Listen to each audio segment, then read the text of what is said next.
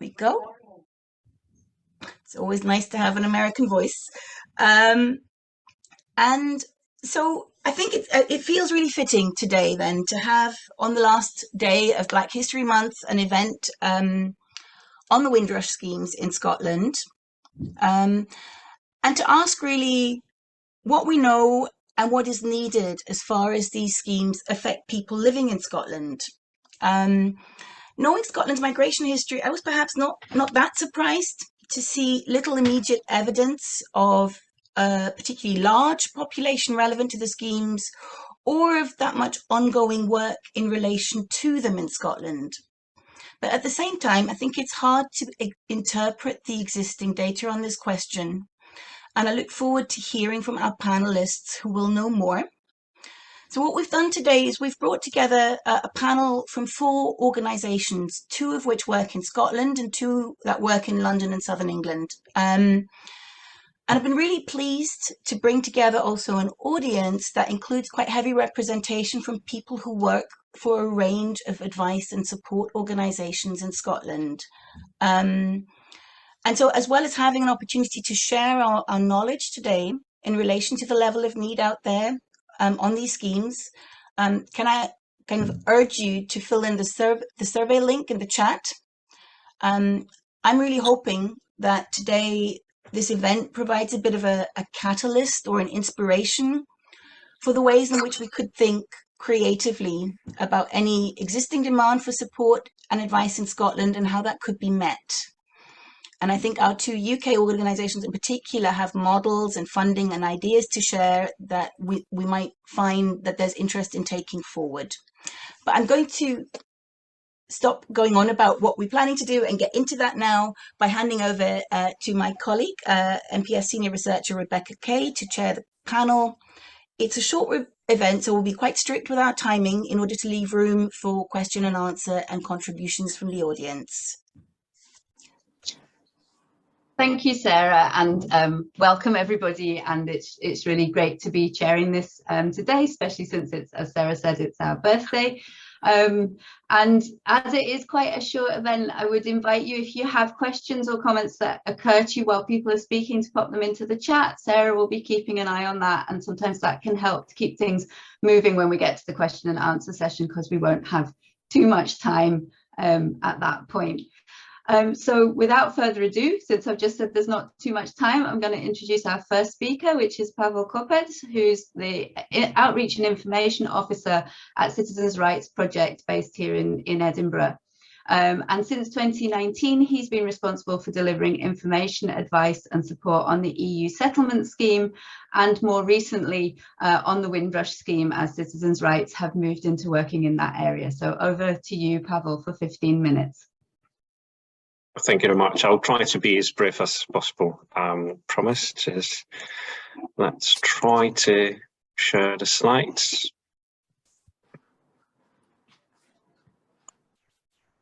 Okay, perfect. So, welcome everyone. So yes, my name is Pawel Kopec. So I'll try to talk briefly about what we've tried to do and what we've done so far in the last couple of months in trying to raise an awareness about the Windrush scheme in various different communities across Scotland, also trying to share some challenges and obstacles that we've met on the way, and then maybe some ideas for the future that we can try to discuss. So as Rebecca said, we've started with delivering the information, advice and support to the EU nationals about the EU settlement scheme. So for the past couple of years, we've been working around the immigration matters. We've been helping people dealing with the Home Office. So quite naturally, we thought that we're going to expand that onto the Windrush scheme, especially that first, I'm going to talk briefly about this. Windrush scheme also applies to some of the communities that we've been working with before, but also we've noticed that there's not much going on about the Windrush schemes, not much the awareness raising that we've seen and we've noticed around the Windrush scheme in Scotland. So we've tried to fill that void, at least just kind of clear the path maybe for some future activities here in Scotland. So first of all, I don't want to talk too much about the Windrush scheme, but just to show what 3 different categories of the people that the Home Office sort of mentions that the both Windrush scheme and Windrush compensation scheme applies to. So the main category would be the people who came to the UK from the Commonwealth country before 1973. The children of those people, and the third category, which links maybe a little bit more with the people that we've been working with before, the people from any country, so people of any nationality who arrived in the UK before the end of 1988 and are now settled here. So based on that, we've decided that our activities will be aimed through 3 categories, although there will be different categories, as we can see here. So first of all, you know, this Caribbean community, so it's kind of community that's been mainly affected by the hostile environment with the UK immigration over the decades. I don't want to say I've kind of been affected by the Windrush scandal and so on, because in one conference once I've heard the lady who refused to call it the Windrush scandal because it was not the Windrush people problem, it was the Home Office problem. So she said that should be called the Home Office scandal, not the Windrush. From my perspective, quite fair enough. So then we've got all the Commonwealth communities that we've decided to kind of split this first category of the people. So we've got a couple of people, so different communities from the Commonwealth. This meeting is being recorded. Oh, sorry. So we've got communities from, yeah, thank you very much. I could hear the echo. So we've got that first category of the people who arrived from the Commonwealth countries, although some of them might be more or less familiar with the Windrush, which I'll dig into that a little bit later. And then we've got that third category that we can see on the previous slide. So all the non-Commonwealth country communities and the people from all the other countries that arrived in the UK before 1989, including some of the EU nationals. And then in the context of our work in Scotland, we've focused mainly on two European communities that we knew that could be potentially most, maybe not affected, but kind of more eligible to the EU, to the Windrush scheme, which were Polish and Italian nationals. We know that there's quite a lot of settlement from those both countries, particularly in Scotland, before 1989. So that's post-war immigration. So we've started by organising and then ended up our recent activities with organising online webinars that we've first tried to introduce the history of the Windrush generation and then explain why the Windrush scheme and Windrush compensation scheme were introduced, you know, what was the main reason. So we've organised on the Windrush Day in June the webinar with Mr. Roger Griffith, who's the quite famous writer and human rights activist. So he was sharing his experience as a child who arrived from the Caribbean country in the past, and how he sort of experienced that. Not only the hostile environment of the immigration, but also kind of racism and really sort of hostility from the people.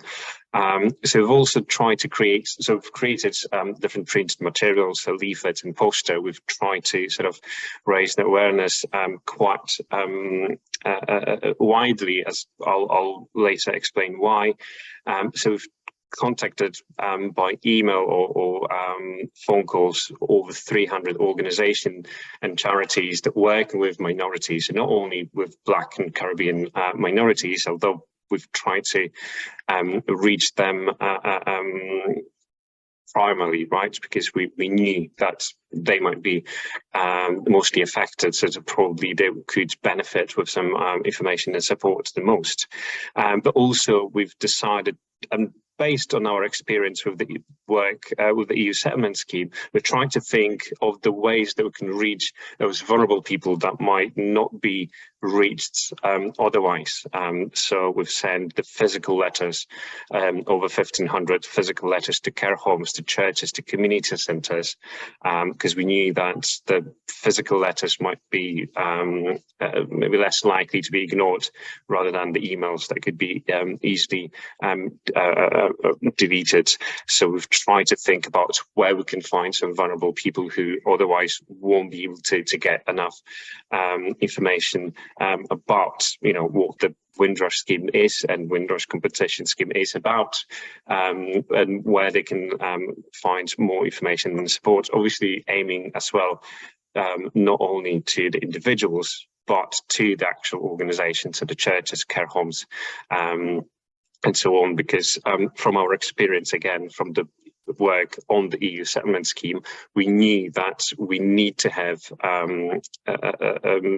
those grassroots organisations on board, so that those organisations, people that are actually there in place, working and having direct contact with those local communities, because otherwise we won't be able to do anything, just, you know, being based in Edinburgh and trying to really reach the entire country with information and support. So what the challenges we've discovered, and maybe I think this one will be especially aimed to maybe non-Caribbean people. However, I also kind of doubt, and maybe we can talk a little bit about it, how much the old generation of the Caribbean people identify themselves as a sort of Windrush generation. I've got I've got a suspicion that, you know, this is something that we sort of, that the category that we came up with, you know, post factum, trying to categorize this, but, you know, how much they think about themselves as a Windrush. But nevertheless, from the conversation that we had with different communities, with different people, the Windrush, if someone knows about the Windrush, because there's still quite low awareness about the Windrush at all in Scotland from what we've encountered. But if someone knows a little bit about the Windrush from, you know, newspapers, the news, kind of understands a little bit about the Windrush scandal, they associate this with the Caribbean community. So we had, you know, the African communities, or you know, South Asian communities, all the other communities that, you know, they also, you know, from Commonwealth countries, and they also could benefit from both schemes, and they probably also suffered, maybe not in that extent as a Caribbean community, but also they could benefit, for example, from compensation. So the Windrush is not the key word. So it's quite difficult to really get much attention saying the word Windrush, because it doesn't ring any bells, you know, in the community. So we try to shift our messaging to really underline the fact that, you know, did you arrive in the UK from the Commonwealth countries before 1973, or actually, you know, are you from any nationality, but you arrived in the UK before at the end of 1988, and that's also built on our experience of the EU settlement scheme. When we've asked people whether they've heard about the EU settlement scheme, and they said like not at all. But then if we ask them about settled status, for example, then they're like, oh yeah, I know what it is. I've got my status already. So yes, that's the problem with the outreach. If we want to really raise the awareness and talk about the Windrush, really people don't get that. So we can get to people who already know about this, but if we want to really reach people who are not aware about the above schemes, then you know, that way it's not helpful at all. When we try to contact with Caribbean and Black minorities, we're then encountering a little bit of kind of mixed, I would say, mixed reactions. So we've tried to contact some Caribbean activists, especially in Glasgow. I know there's the consular in Glasgow, Graham Campbell, who's sort of Jamaican origin, and yeah, he told us that, you know, that there's some activists in Glasgow that they are really not happy about how the Home Office is managing the both schemes, and they kind of, you know, reluctant to do anything on that case. He said that most of the people that he knows from that communities have already secured some kind of status, but, you know, in the terms of applying for compensation, I think there's a lot of work to do. 2 minutes, Pawel. With creating really some sort of trust. So I'm not going to dig with maybe more of kind of technical problems that probably some of my colleagues later on will be talking about. There's a lack of urgency as opposed to the EU settlement schemes. It's difficult to say that people, look, you have to, like we did that with the EU settlement scheme, you have to apply now, otherwise you're going to lose your rights.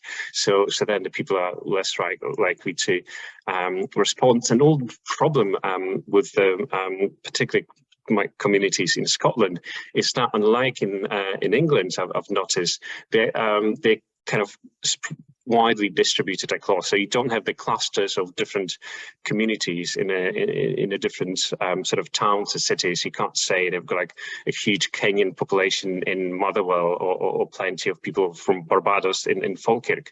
So actually kind of this mix. That's why we have to do it as widely as possible. We're not able to really kind of go to specific places and know that there will be plenty of people. So our recommendation is that probably, you know, we can gather together with some organizations and institutions that would like to talk about this, and then maybe develop some kind of unified terminology, so like agreeing how we're going to talk about the Windrush scheme, maybe not using actually the word Windrush, so it's all easy to understand, and working closely with the local organizations. So, but that really requires a lot of time, and then building the trust.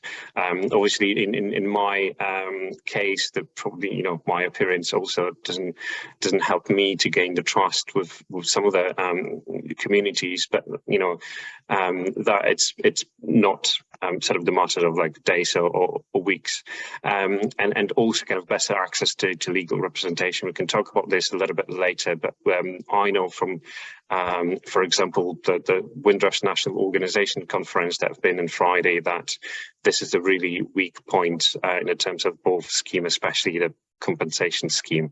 It's not much of the sort of structured help available for those who would like to apply for the scheme. So that's all. Thank you very much. Just stop sharing. Thank you very much, Pawel, and I think that was really useful to end like that with some recommendations there. So we'll move straight on to our next speaker, and as I said before, if you have questions or comments for Pawel, please do put them in the chat. Our next speaker is Elric Honore, who's Chief Executive of Fife Centre for Equalities. And Elric is a Scot Mauritanian who's been volunteering and working in the third sector in Scotland for 20 years, and he's interested in community-based research and committed to social and environmental justice, and he'll be telling us about the Fife Centre for Equalities work in relation to the Windrush scheme in Scotland. So over to you, Elric. That's great, thank you very much, Sarah, for introductions. I'm actually Scottish Mauritian. It confuses people. It sounds like Mauritanian. Hopefully you should see my slides now. And I'll maximize them so they actually look better. Does that work? Can you see okay? Yes, okay, great. So hi everyone, really nice to be here. It's really interesting following various conversations, so I'm going to adapt a few things so as not to repeat. I was invited here because we wrote a briefing back in 2018. We did a tiny bit of research because that was the era of a hostile environment. There was some kind of appearance of it easing at the time. So we did a bit of research at the time, and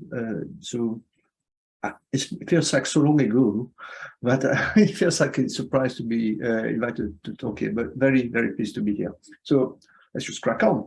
So about FC, what do we do? So Fife Centre for Equalities, we are a local area charity. So we are hyper-local even. We work in Fife, where our focus is local residents. And particularly at Fife Centre for Equalities, we basically are a charity we designed to provide appropriate access to information. That's the first protocol really for most things. And then we provide assistance and training to communities. When I say communities, it's communities of practice, as well as community organizations. We do this in order to provide inclusive community development. Now, that makes us slightly different from a lot of third sector organizations, which come very much from a kind of like home ground, a target group. We work across all the protected characteristics, which means we're not specifically race related, we're not specifically disability related. We're meant to actually work in partnership with loads of organizations to have a big picture of what's actually happening, or sometimes not. So that's a preamble over with. Over to what we actually did. So I'll go back to 2018. I'll say it's like that was the hostile environment had been in place for quite a few years, for just over 8 years or so, and but it was seen at the time as the end of the era, where there was a bit of relaxing of the environment that was more or less happening, and then as part of that there was a fee waiver that was to be applied for citizens who were members of a Windrush generation. Now that was really interesting because the reason why we launched into that is that no one was talking about it. So it's a bit what Pawel was saying there. No one was talking about the Windrush whatsoever. There was the EU settlement scheme. That was a major piece of work. And we were part of that as well, trying to make sure people accessed it.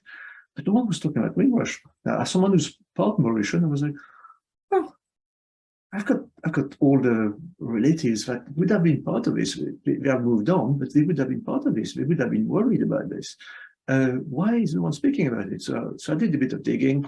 So I mean, not major, literally sitting at the desk and doing some digging because no one's talking about it.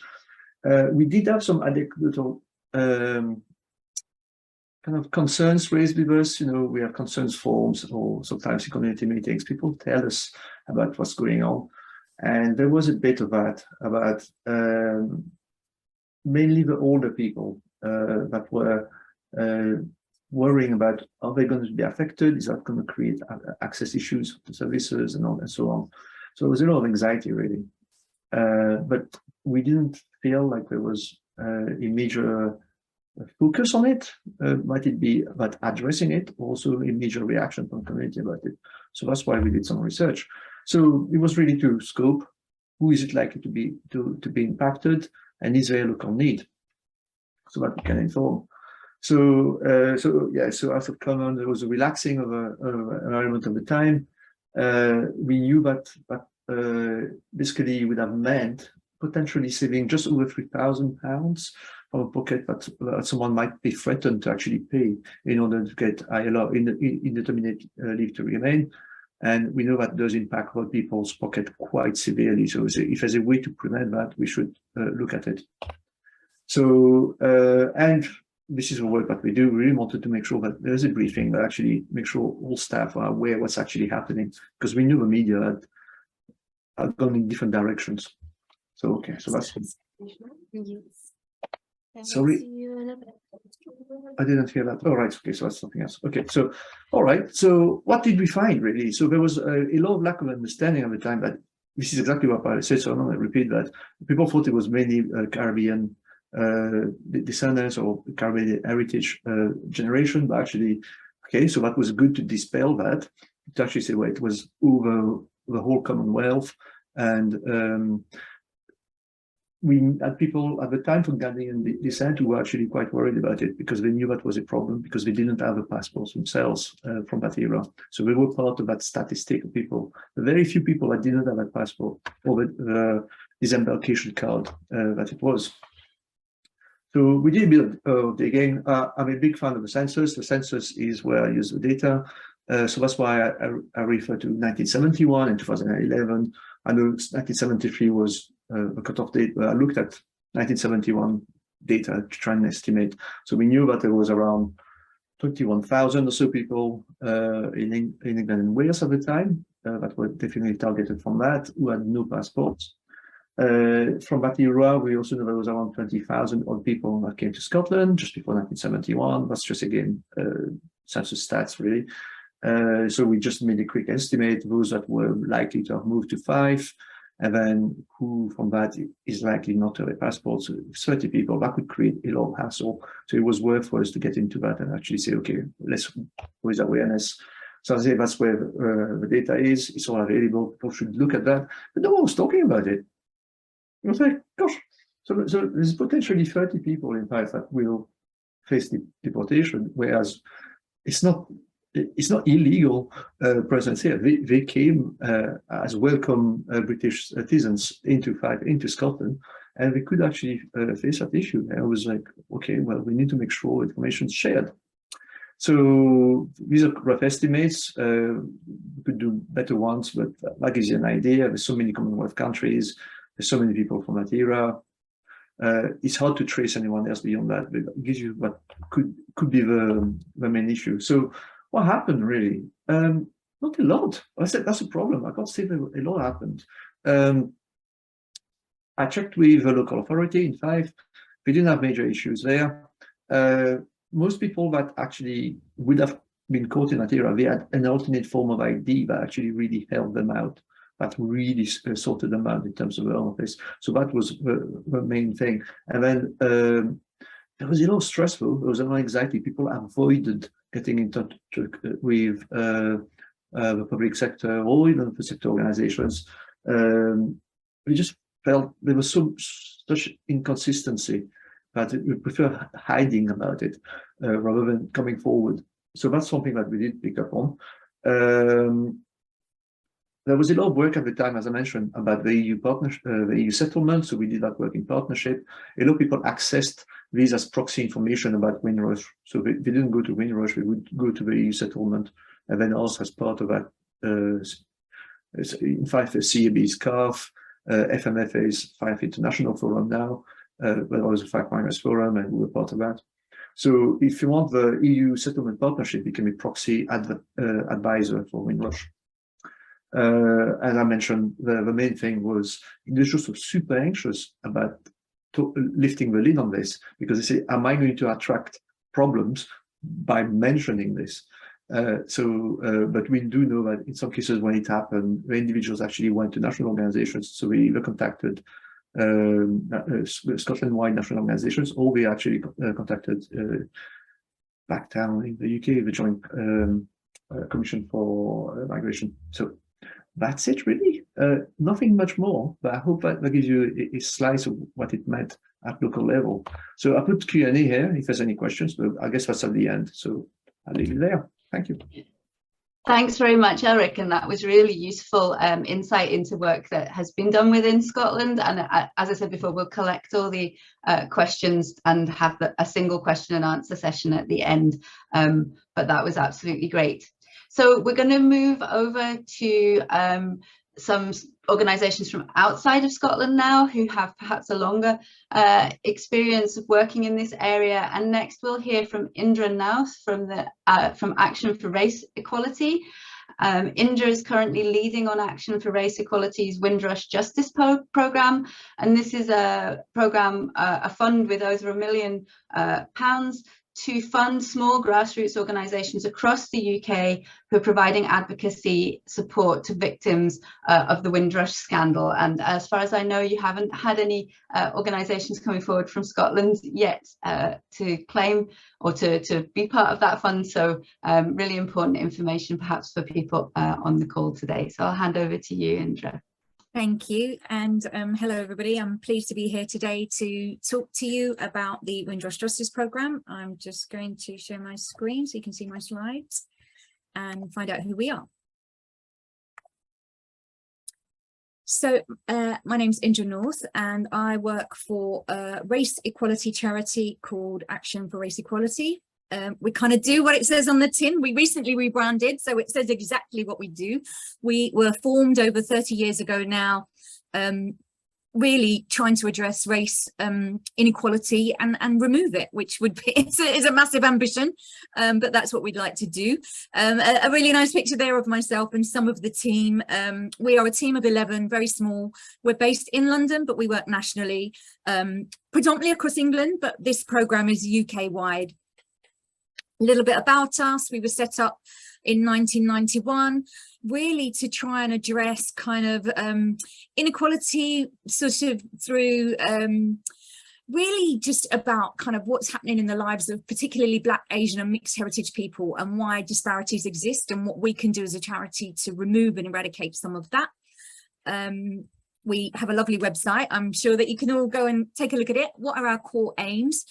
Focuses on young people aged 10 to 30. We're really looking at how we can increase employment rates for people from these backgrounds, really looking at educational attainment, looking at school exclusions, what we can do about that. We do a lot of work in the criminal justice system, really tackling race inequalities. And in England, we have something called the gangs matrix. And if anybody has been reading the news for kind of the UK, but particularly England, you'll see that the Met Police is trying to really remove people's names from the gangs matrix. So we do a lot of campaigning around that type of thing as well.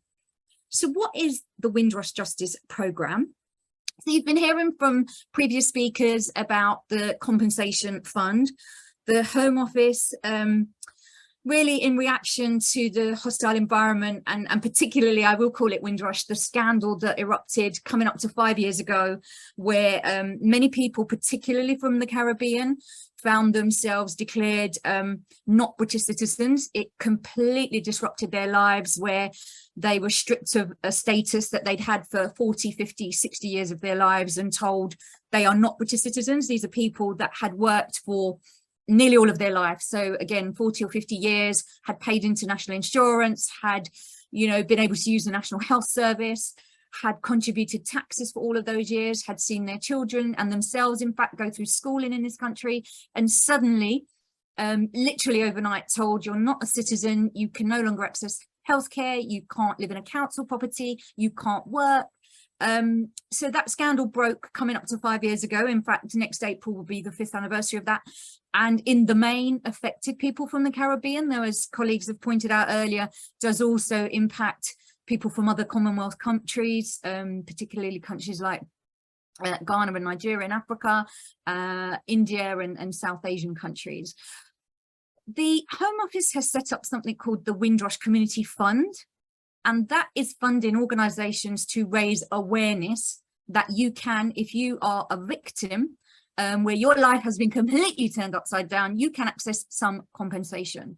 The Windrush Community Fund only funds awareness raising.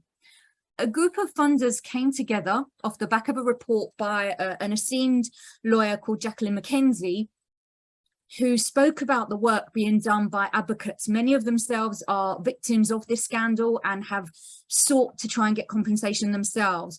A group of funders felt that actually the Home Office really should be trying to fund advocacy work, but aren't, and they will fund this work themselves. So you can see who the funders are. And at the moment, the pot of funding is at 1.3 million. So as I've mentioned, why was it set up? Potentially, there are 50,000+ victims out there. At the moment, something like 4,000 have accessed the compensation scheme. Over 1,000 have been paid.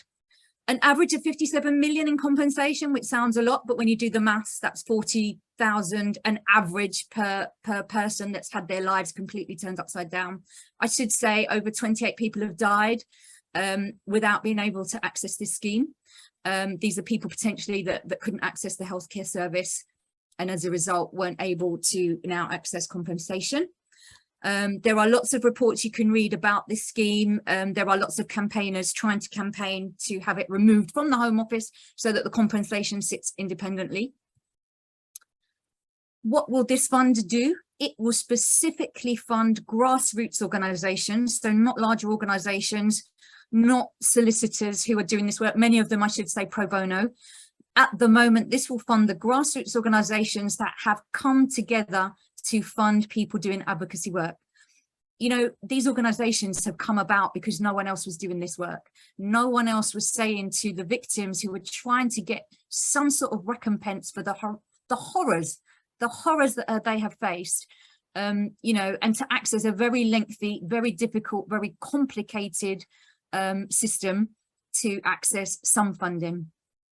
That is what this fund will do. The funding is not a lot. It sounds like a lot, doesn't it? A 1.3 million pot, but there are quite a number of organisations out there that we would like to fund. And in order to do that, we are saying that the grants will be of just over 20,000 across 2 years. We have spoken to a number of grassroots organisations who tell us, yes, that's a good start, but it's nowhere near enough. And so we're working with leading campaigner, who some of you may know. If not, do follow Patrick on LinkedIn and Twitter. Patrick's been a very vocal campaigner about Windrush and what needs to happen. And we're working with Patrick to help identify who are these organisations that we should be looking to fund. Patrick's work, funded separately, I should say, by Paul Hamlin Foundation, is also to campaign, lobby the government, keep this really on the agenda in the forefront of people's minds. It's very interesting for me to hear that colleagues working in Scotland are saying that there's a lot of people that don't know what Windrush is, and actually they're moving to not use the word Windrush when they're actually trying to reach some groups so that they can better understand that the support is available for them and they don't have to come from, you know, the Caribbean community. Obviously the Windrush is named after the ship that many people came on in 1948. So what are we doing? We are, as I said, trying to reach grassroots organisations across the UK. This is not an England-wide programme, it goes wider than that. We have had some co-design from organisations that we already know about to really make sure that our approach to how people can access this funding is as easy as possible. What we're not trying to do is give them lots of barriers and hoops to jump through. We really want to be able to get the funding into the hands of people who have largely been doing this work for free for a very long time, to support the work they're doing so that ultimately they can really help victims of this horrific scandal access the rightful compensation that they should be able to access. So what are we doing? We've launched a closed tender round. So because we want to be able to get money out as soon as possible, we have invited currently 18 organisations, it may go up to 20, to start the process. There's a short eligibility checklist they have to do. We don't want anybody filling in forms if they don't need to and they're not going to be eligible. If they are eligible, they do a very short expression of interest form that isn't going to take them very long to complete. Through our co-design process, we heard from organisations, many of whom, you know, are operating with 2 or 3 people, either volunteers or maybe 1 member of staff. They don't want to fill out long, complex application forms to access 20, £1,000. So we will, have a short informal interview where we capture that information. So instead of them filling out a form, we ask questions and we fill out that information. We want to ensure that there is a level of independent scrutiny. We don't want people coming back to feel that Action for Race Equality decided who received all of this money. So there is a very small independent panel that will meet early in December of trusted colleagues who understand what has happened and will help us make decisions about who should receive this money. There will be an open tender round starting in the new year, and that's when really, if there are organisations in Scotland who believe that they are doing this work, they should reach out and get in touch with me. I will make sure that you can access my information and just reach out and ask whether or not this is something that potentially the work you are doing could be funded. So what I'm really here to find out today and to put the message out is, are you an organisation providing advocacy work to victims of the scandal? So you are the person that's helping them access the compensation scheme. You know, maybe that you're helping them understand what paperwork they might need to regulate their status. Maybe you are the person that's helping them navigate that incredibly complex form and understand what it is that people need to do. And if you are yourself, you know, somebody that has been impacted by this horrific scandal and you would like to be able to access compensation but don't know where to go, then, you know, we'd like to hear from you too, in the hope that we might be able to signpost you to where you can get some support. So really today, that's all I'm here to say. It's just, you know, we're really keen to reach out to find out who is doing this work in Scotland, who should we be talking to, so that when we launch our open tender round next year, we can signpost people to it in the hope that they can apply. Thank you. Thanks very much, Indra. That was absolutely great. And apologies for another pronunciation problem from me with your surname, but that was fantastic as an input and really useful information for everybody on the call, I'm sure, to get. So we'll now move to our last speakers, because we have a double act for our last input. It was to be a triple act, but unfortunately Faizan Ahmed is not well and not able to join us. So we have two speakers from the Windrush Justice Clinic, which I think is probably doing just the kind of advocacy work that Indra was talking about, a network of legal clinics providing support on Windrush compensation claims. We have first Anna Steiner from King's College London. Anna is a supervising solicitor and a founding member of the Windrush Justice Clinic, and she supervises students working on Windrush compensation claims in the University of Westminster Legal Advice Clinic. And then we also have Sharon Anthony-Twekesbury, who is project coordinator for the Windrush Justice Clinic and currently also working with the Southwark Law Centre. So Anna's going to start us off. Anna and Sharon, you have 15 minutes between you, and I'll let you know when you've got 2 minutes left. Thank you, Rebecca, and thank you for inviting us here, myself and Sharon from the Windrush Justice Clinic. As you have said, Rebecca, I am a co-founder of the Windrush Justice Clinic. So what I'm going to do, in light of what's already been said, is really give a bit of background about how we came to set up. I'll also discuss some of the obstacles we faced when we started. I'll also discuss our objectives and our aims, and also what we've learned since we started. We launched back in November 2020, after a very busy summer when Black Lives Mattered and we were all shut down in our homes, of organising the setting up of the organisation. So essentially we are a collaborative partnership, and we set out with agreed aims. Having been approached, I mean, at that time I was working at the University of Westminster. I am, just to clarify, I'm no longer working at the University of Westminster. I'm currently employed by King's College London, but I still have close links with the University of Westminster, who are and remain a very important part of the Windrush Justice Clinic. So we're a collaboration of partners. That's quite difficult for quite a lot of people to understand, that we've got lots of different entities under one umbrella of the Windrush Justice Clinic. But the idea is, and we still continue to work towards this objective, that we are all working together towards one aim and one ambition, and that is to provide free, and it's really important, that free, independent legal advice and representation for those persons who have been affected by the so-called Windrush scandal. I prefer to call it the hostile environment, but it's a specific aspect of how the hostile environment has affected a cohort of people who are rightfully here, and the vast majority were invited here to help build the country after the war, and hence the name Windrush. There's a lot of debate about, is that the appropriate name? Other people have been affected by it. There's been a ripple effect, as other speakers have alluded to, but the name Windrush really represents the vast majority of those people who have been affected, who are people who came from the Caribbean at the invitation of the government to help rebuild the country after the Second World War, and they continue to be the majority of the people who are most detrimentally affected, not to belittle other people who've been affected by any means. So I just wanted to pick up really something that Indra was saying a few moments ago about the grassroots organisation who do some absolutely fantastic work, really, really important work, and it's absolutely crucial that that work continues, and also that those organisations have the resources and the support, including funding, to work with the affected communities.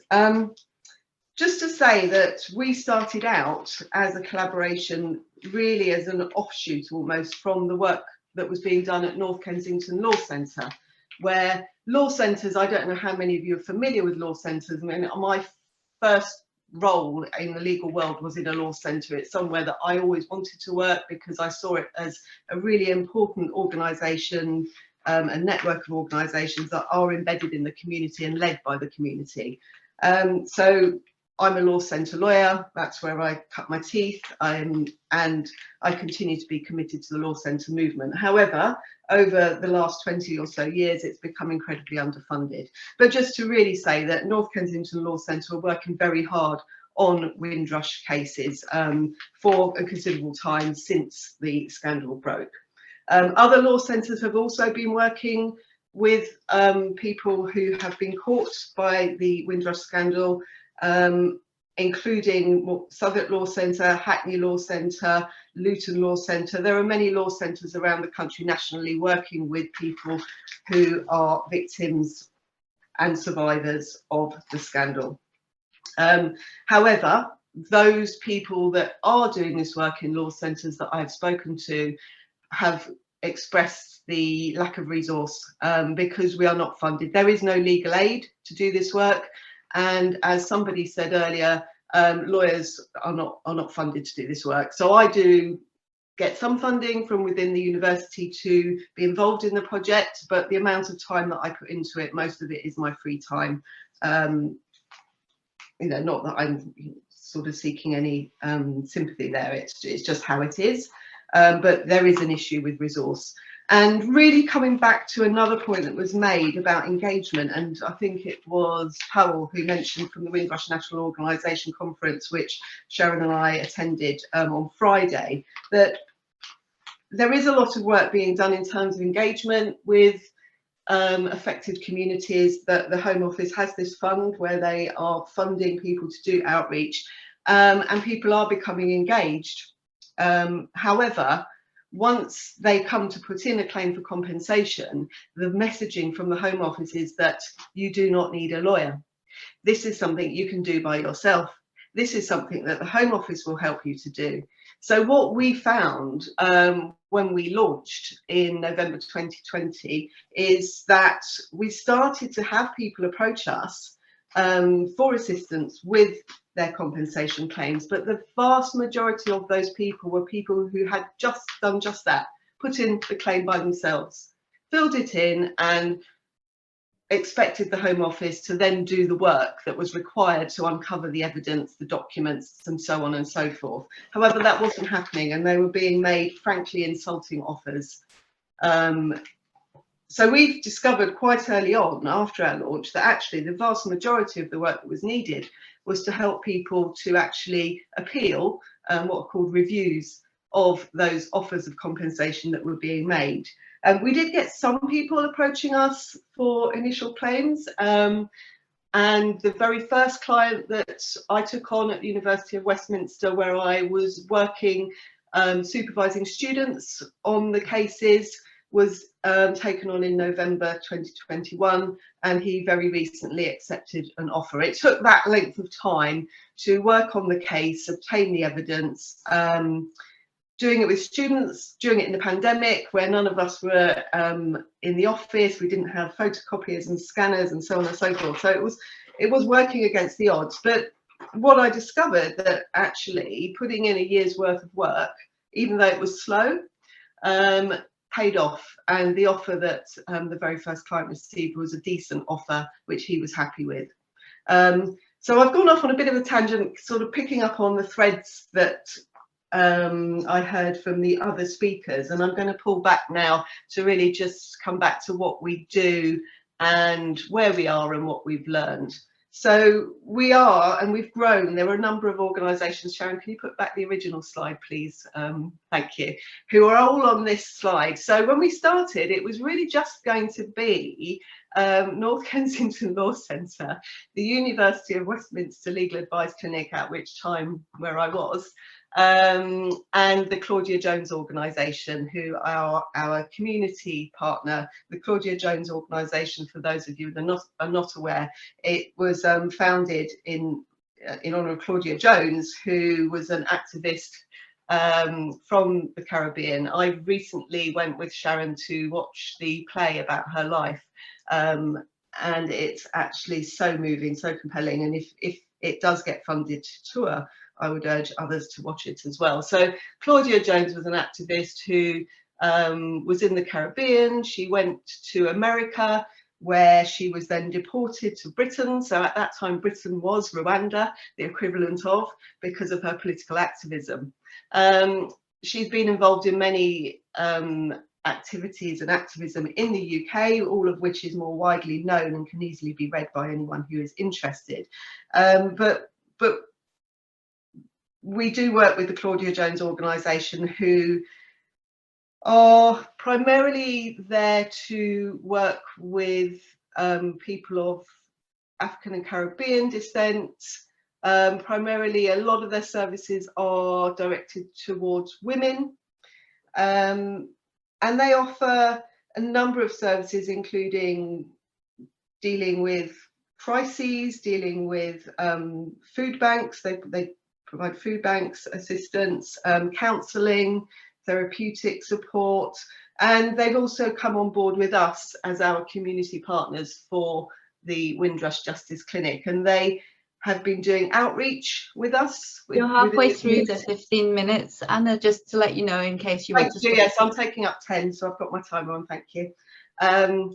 So yes, they do outreach in the community, and then hand-holding those people that do have enough confidence to come forward and actually take the steps towards making a compensation claim. And other people have spoken about the anxiety and the vulnerability and the lack of trust. That's a huge issue.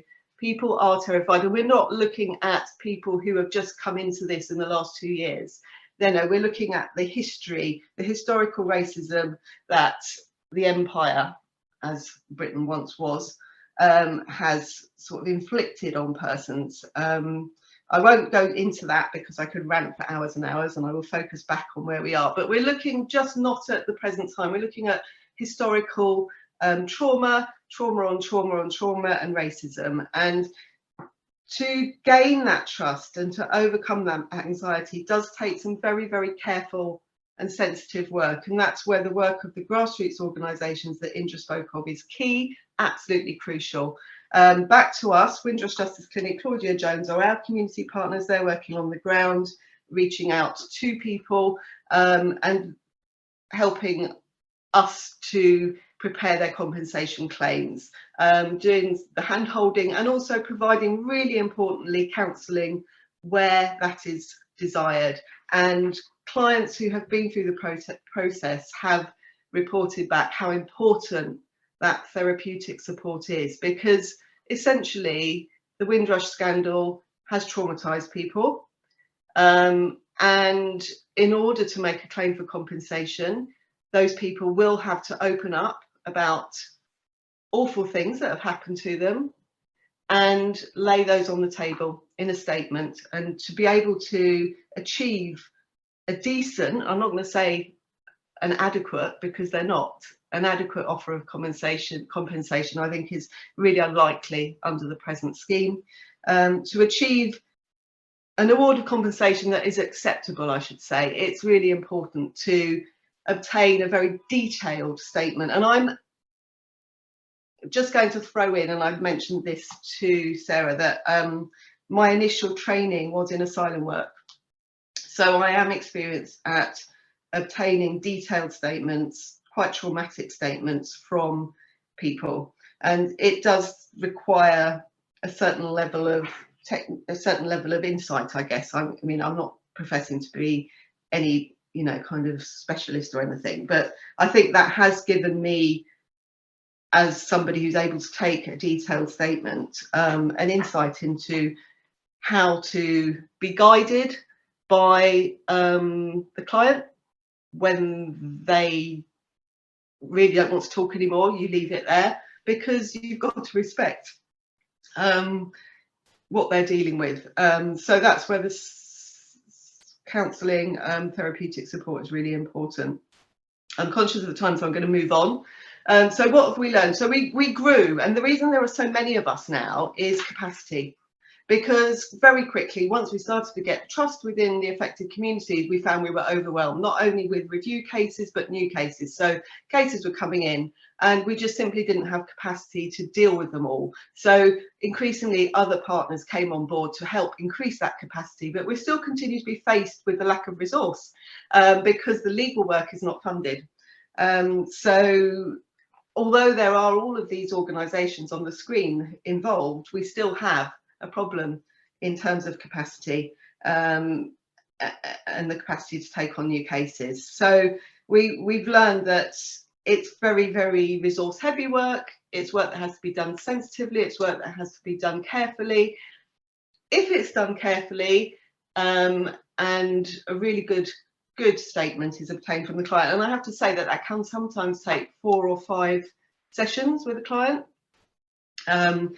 If you can get an additional report from a therapeutic, you know, whether it's somebody who already has some mental health issues or counselling or something, if they already have that in place, then that's helpful. But otherwise, if you can get a report from somebody who is qualified in therapeutic services to support the statement, that does make an enormous difference because of the quantification of the head of loss for impact on life, which is your biggest head of loss.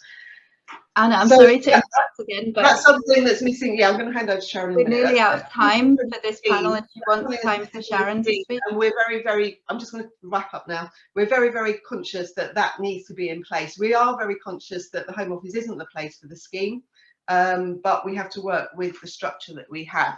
So I've alluded to some of the issues that we have faced as obstacles since we launched. I'm hoping that we can make links with other people nationally. It's great that Scotland are going to be doing this work. One thing I'm just going to end with before I pass to Sharon is that we very, very, very strongly believe within the Windrush Justice Clinic that this sort of work should be done collaboratively. Together we are stronger. And the more we can build a cohesive network working towards one aim, the stronger we will be. So I'm going to stop now because I've said quite a lot and I went off on a tangent, and I'm going to pass over to my colleague Sharon, who we were lucky enough to get funding from the Paul Hamlin Foundation to take the coordination role over. Okay. So thank you for having us today. Can everybody hear me? Excellent. Okay, I am proud to be a member of the Windrush Justice Clinic. I'm a fairly new member. I started in December last year. My role is multifaceted. I have 3 hats, which is a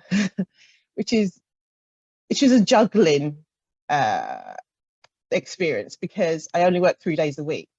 So the first one is to provide an outreach community engagement opportunity to explain to the Windrush, or rather, should I say, the Commonwealth community that resides in the UK, what the WJC, which is the Windrush Justice Clinic, do and what we can provide for them. My second hat is to support the Windrush Justice Clinic based in Southwark Law Centre, and to support the solicitor. We only have one solicitor working on this, and again, he's 3 days a week. And we work with students from King's, and they're brilliant. Without them, we would struggle. And we're also starting a pilot scheme, or rather we're in the end of the pilot scheme for working with a private solicitors firm who are volunteering to work with our clients on the Windrush Justice Compensation Scheme. The most important hat, last but not least, is my role to consolidate processes for the scheme. So, as you saw before, the Windrush Justice Clinic is a collaboration of different entities. So basically, the WJC is not a legal entity. It is held together by the passion, by the tenacity, and by lots of people who are doing this in their own time, volunteers, organisations who have put a little bit of money towards it or have got funding to do that. My role is to help centralise the processes and the procedures, standardising the work so that clients are receiving the same type of care all the way through the process, no matter who they come to, allowing the distribution, even distribution of work, we're in the process of that, and trying to cut down on the duplication that we have and stuff like that. As you know, we're very different organisations. We have our own individual processes, and that what I'm trying to do is to collaborate and make a more cohesive processes and policies so that everybody is working on the same page and from the same hymn book. Oh, excuse me, hold on. There we go.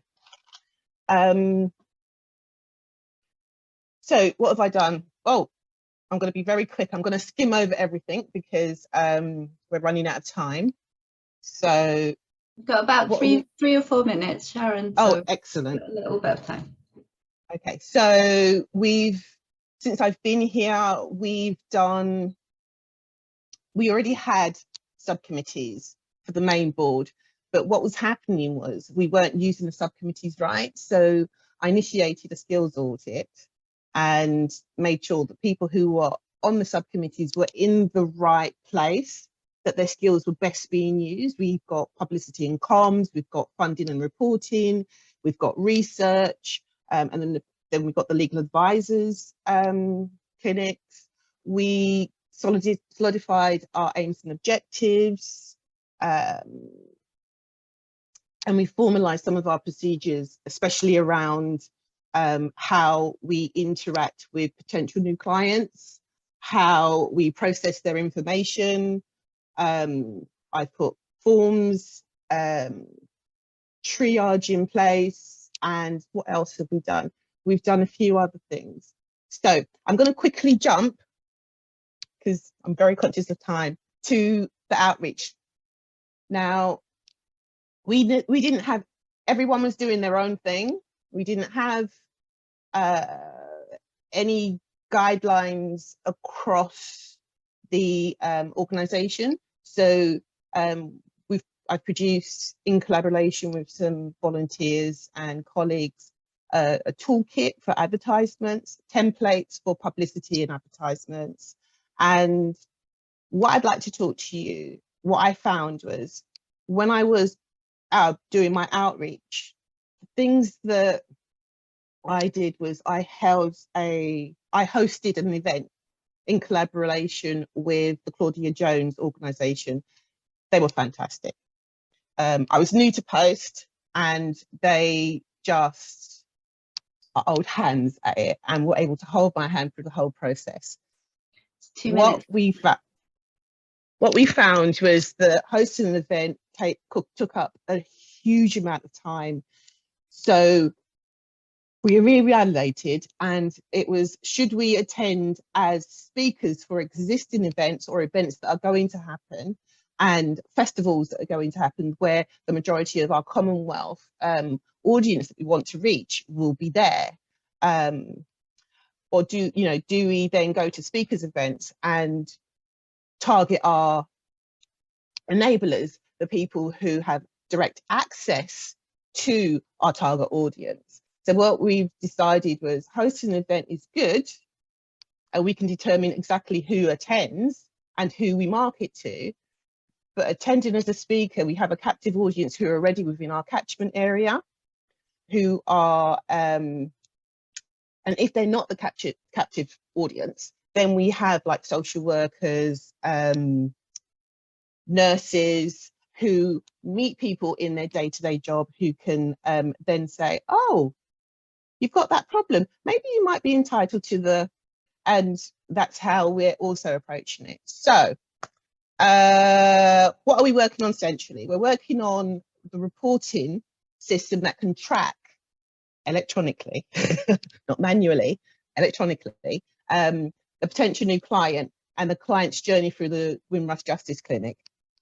We're refining our signposting and referral database, and that means that we are getting, we've got somebody who is researching existing organisations, grassroots, anybody who is doing it, advising people on Windrush, helping with the initial assessment, anything, so that we can then say, when we don't have capacity, because we are a small organisation, although there's many of us, there's not much of us actually working on the claims and the cases. So we're a small organisation and we need to have a referral and database. So that's what we're formalising. And we are also looking at the existing membership, and very, very soon, where we've already got lots of interest about widening our participation for the Windrush Justice Clinic. So that's that. Thanks. Thank you for having us. That was brilliant, brilliant timekeeping. I was just about to jump in and say you need to wrap up there, so that was perfect. Thank you, and we will now go over to a question and answer session. I think there's been some discussion in the chat, but I'll hand back over to you, Sarah, to get us going on that, maybe. So I've been trying. Thank you, Rebecca. So I've just been keeping an eye on the chat, and there has been a question and answer discussion a little bit on both asking the question, why is there so little awareness about these schemes in Scotland, and what the size of the population looks like, with Elric particularly responding to that and saying around about 1,000. And I mean, I was really delighted when we were doing the background research for this to find the work that Fife Centre for Equalities had done, which was the only work we could find on trying to crunch some data, be it from the census, to try and work out what those numbers are. But so I wanted to just ask that question of the panel, maybe expand it slightly. Say, why do you think? What is your sense of the level of need and numbers? But also, if you know, and I expect a lot of you will agree with where Elric, and I certainly share his view, that they're fairly small numbers, but also fairly scattered population.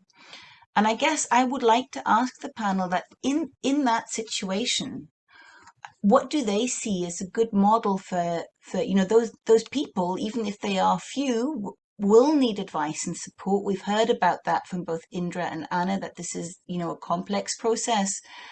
So how can we go about putting them in touch with what they need? What's a good way for that? What are good models for that? I'd like to hear from the panel on that. Maybe I should give does anyone want to come in first, or shall we just go in the order in which you presented? Okay, so I can jump in. So that would be actually in order of appearance. And so from the, again, just trying to reach for our experience with trying to deliver outreach and information during sort of the EUSS support, we've noticed that obviously we can reach as many individuals as possible, but speaking about, you know, the vulnerable people who are not really easy to reach directly, there is need to really spread information amongst the, you know, institutions, even the places like, you know, local councils, social supports, different organisations and charities.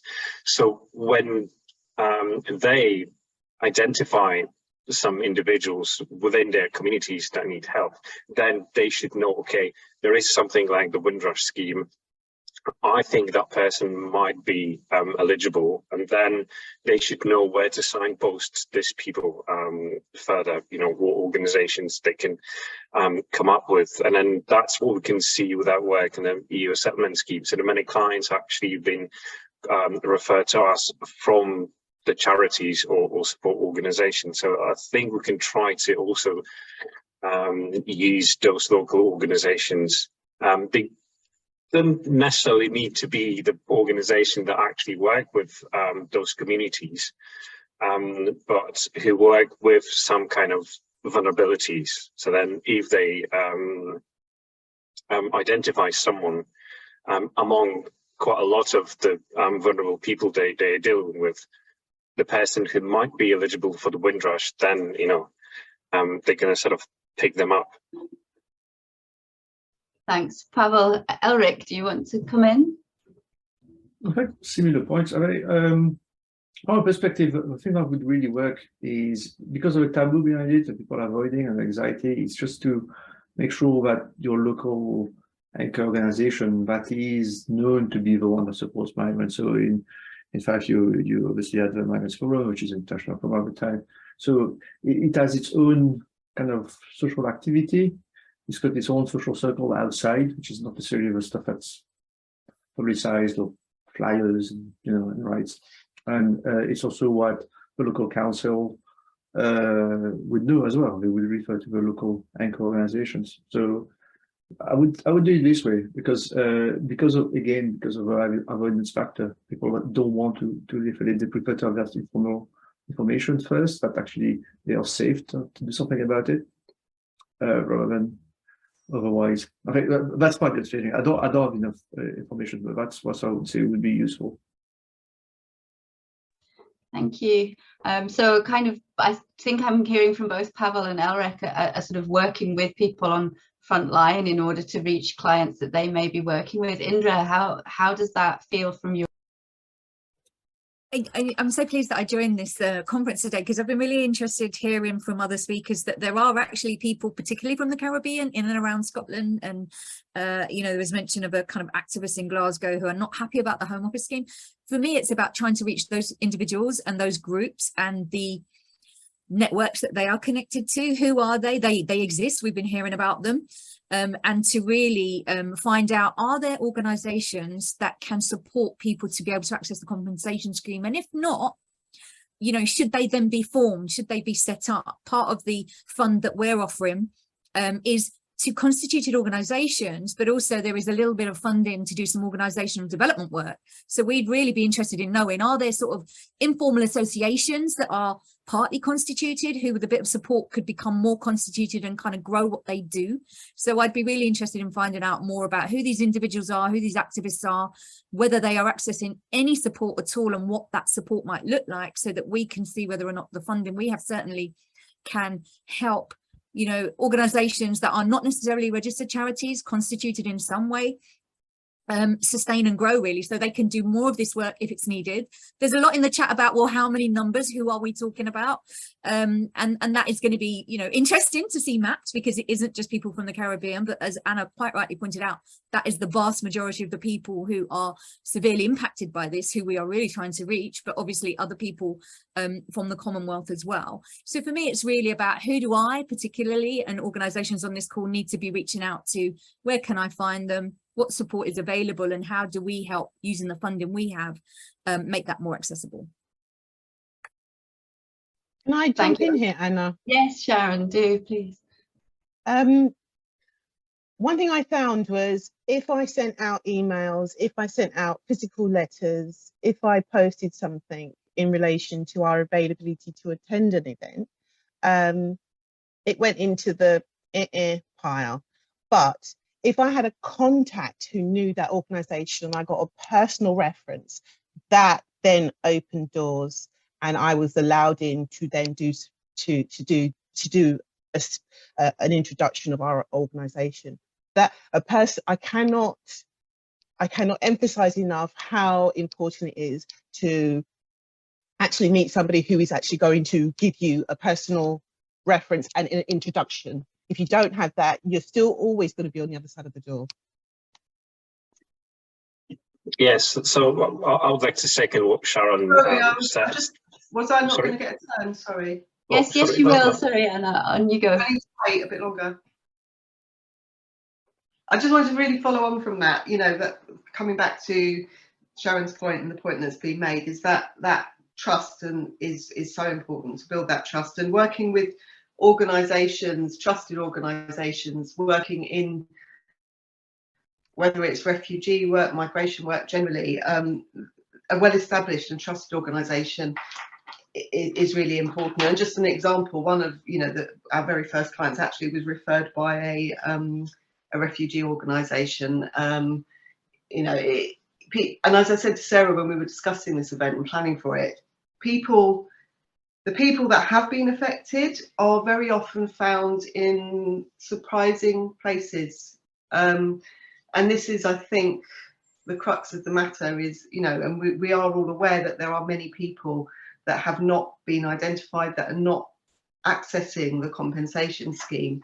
And the big question remains, how do we achieve assisting those people in a safe and supportive way in order for them to actually receive the compensation they deserve, not an insulting offer that would quite frankly not be worth their time going through the process and the trauma and everything that's involved to be insulted.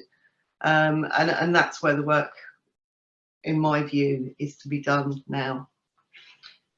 Thank you all. And I think, Pawel, your point has also been picked up in the chat by your colleague Noelia, who's saying about the importance of going to communities, going to places that people already feel safe in and spaces that they have ownership of. So I'm hearing similar things from all our panelists, which is always a good thing, I guess, although not always. But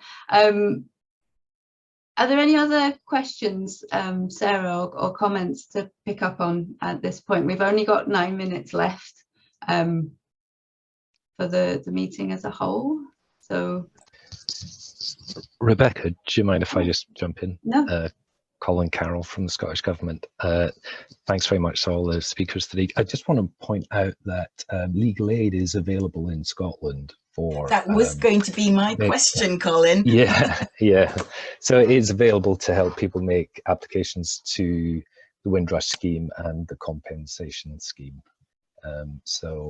Yeah, the landscape will be a bit different in Scotland, but yeah. I thought it was important to make that point. Thanks. Sorry, just on that, Colin was saying, I mean, in England, it's available for status under the Windrush scheme, but not for compensation claims. So that is a key difference. Just echoing that, really. Thanks, Anna. Sorry, I missed most of that because my email cut out, but not my email, my internet cut out. But I think something there about legal aid. Yeah, Sarah, I'll hand over to you. Yeah, I mean, so the question was, I mean, Colin was just feeding in that obviously legal aid rules are different and slightly more generous. And I was just getting ready to ask about actually what's the impact of the differential in legal aid, and how to think through that. Does anyone else have any further questions? I haven't seen any more in the chat. We don't have long, but if there was one more question, I might field that briefly to the panel before wrapping up. No. I've got a quick question. My request, is it possible to share contact details from organizations from today? And I think I will try and tap into some of the more informal networks who might be interested in some of the offers. And yeah, the further down the line, but there is some beginnings here and there, so they might as well get in touch and see how it goes. Yeah, so I mean, certainly we will want to share slides and so on. I need to just check about sharing data, obviously, Elric, but I was going to wrap this up by saying initially I felt it was good timing to do this at the end of Black History Month. I feel at the end of this, almost it's good timing to do it in the run up to Action for Race Equality, having a funding round out in early next year, and maybe seeing this as the start of a conversation. And it's not really one for Migration Policy Scotland as such, because we are not an advice and advocacy organisation. But one for maybe the organizations that we've managed to bring together today, about, we are fairly confident this is a disparate organization, and that there's quite a job of work in reaching the people who might need advice, and maybe that things like the Windrush Justice Clinic maybe provide a bit of inspiration for different types of models we could think through for what might work well. Maybe there are also university law clinics and other pre-existing folk who we haven't pulled in, but we do have in our networks that we could pull into doing that. Because just because populations are small doesn't mean that they shouldn't be able to access the advice and support that they need. I feel that very strongly, and I feel very strongly that when this is a nationwide scandal and there are people affected by it in Scotland, and it is surprising to find with significant desk research that we could find only 2 organizations doing some very, limited work on these issues. Because it's quite a small thing, but that there have been. So trying to find ways of networking, and if there are ways in which we can facilitate that through just the fact that we have convened this event and we have the, the contacts, and very happy to share all of that with you and try and push that out again. And so I very much hope that has been important, and provides an important kind of catalyzing opportunity for some further work, or at least some thinking about what further work might be appropriate in Scotland. And linking that up to some significant contacts down south, who I think actually both have either models or fundings, and certainly more suggestions and further contacts about how we might think through how we approach this. And I thought Sharon's presentation gave us a bit of an eye-opener into the obviously the complexities of getting, if you are going to provide advice in a network, sort of slightly more, given that you can't really just fund a block of giving advice in situ in one place, that is a complicated sort of juggling task. So there's obviously a great need here to work together in ways that probably need to be explored and tested. But for now, I just want to say, I found that really interesting, and I do hope that something comes through as an initiative out of this event. And if it does, please do let us know, because I think that's always helpful for us. I am just going to mention again, we do have a survey out. I'm aware that something is glitching with our Google Drive link, so I will fix that and then resend it out to anyone who maybe has tried to answer that just in the last couple of days and not been able to. And otherwise, thank you all so much for attending today. I think there have been a lot of organizations who have come on this call who have, within the remits of what they do, there are clearly overlaps where I really do hope that something can grow to make sure that we address that. And it just remains for me to thank our panel of speakers today very much for the presentations that they've given.